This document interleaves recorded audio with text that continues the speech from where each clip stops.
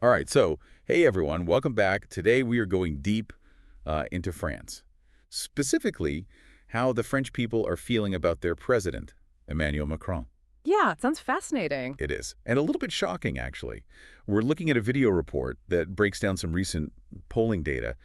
And, well, the picture it paints is not very rosy for Macron. Oh, how so? Well, to put it bluntly, a huge chunk of the French population wants him to resign. Like, huge. Wow, okay, that sounds pretty serious. Do we know what the numbers look like exactly? Yeah, the report cites a few different polls, and they all land in a similar range.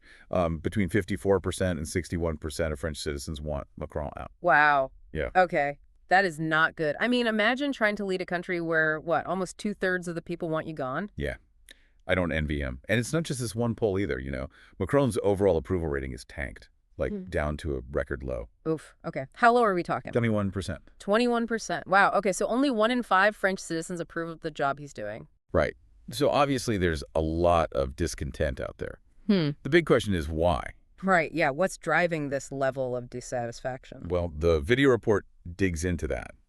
And it seems like there are a few major factors at play. Okay, lay it on me. What are we looking at?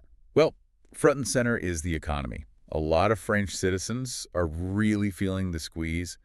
The report talks about, the rising cost of living, people feeling like they're just getting priced out of basic necessities. Makes sense. I mean, that's something that's being felt all over the world right now, right? Inflation, cost of living, it's a global problem. Totally. But it seems like in France, this economic anxiety is being linked pretty directly to Macron and his policies. Like, people don't feel like he's doing enough to help them. They feel like he's more focused on helping big businesses. Right. And, Macron did run on a platform of, pretty significant economic reform, right? He was all about sort of pro-business, pro-globalization policies. So I guess it's not surprising that some of those reforms might be hitting certain segments of the population harder than others. Exactly. And the report, it actually quotes a French citizen who says, and this really stuck with me, "On nous promet des réformes, mais en réalité, la situation ne fait qu'empirer." Ooh, okay, what does that mean? It means we are promised reforms, but in reality, the situation is only getting worse. Ooh, yeah, that's pretty powerful. I mean, it really highlights that sense of disconnect, right? Between what the government is promising and what people are actually experiencing in their daily lives. Totally. And this feeling, it's not just about the economy. The report also points to Macron's leadership style as a major source of discontent. People are saying he comes across as too, how do I put this? Authoritarian. Yeah, authoritarian. Like, Yeah. he's not listening to the people. He's just kind of doing his own thing. Interesting. France does have, a history of strong centralized leadership, right? So I wonder, is this perception of Macron as authoritarian, is that unique to him?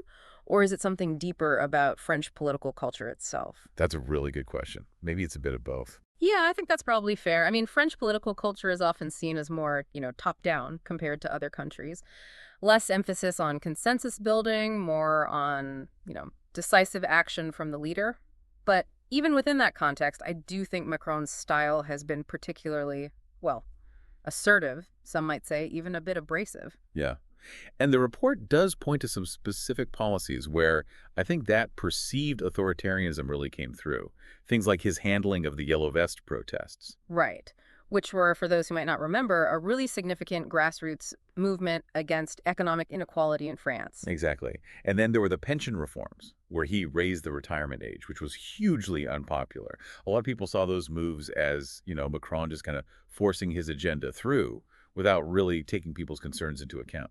Yeah. So it sounds like even in a culture that's used to strong leadership, Macron may have pushed the boundaries a bit too far. Maybe so.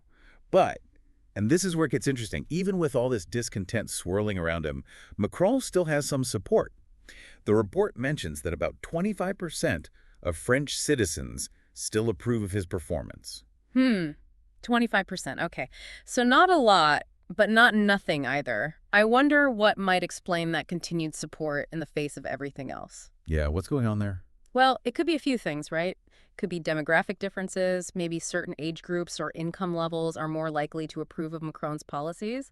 Or maybe it's regional. Maybe he's more popular in certain parts of France than others. Right. Maybe some people just feel like, despite his flaws, he's still the best person for the job right now.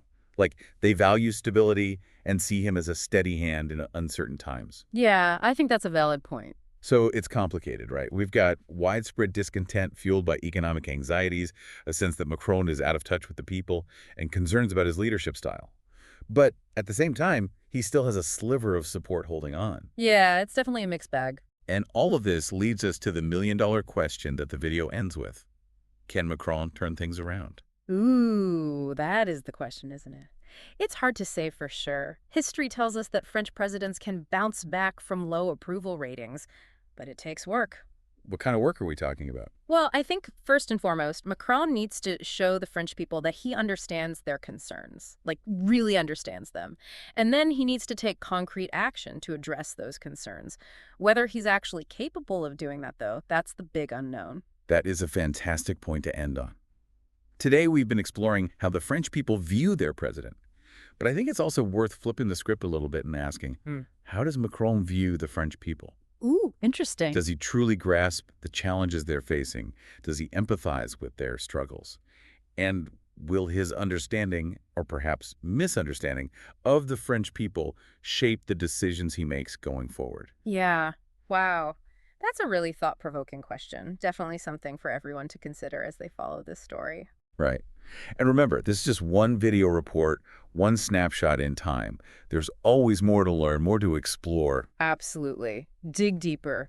Read Macron's speeches, analyze his policies, compare how the French media is covering him to how the international media is covering him. There's a whole world of information out there. And that is exactly what deep dives are all about. Thanks for joining us today. Until next time, keep exploring. See ya. See ya.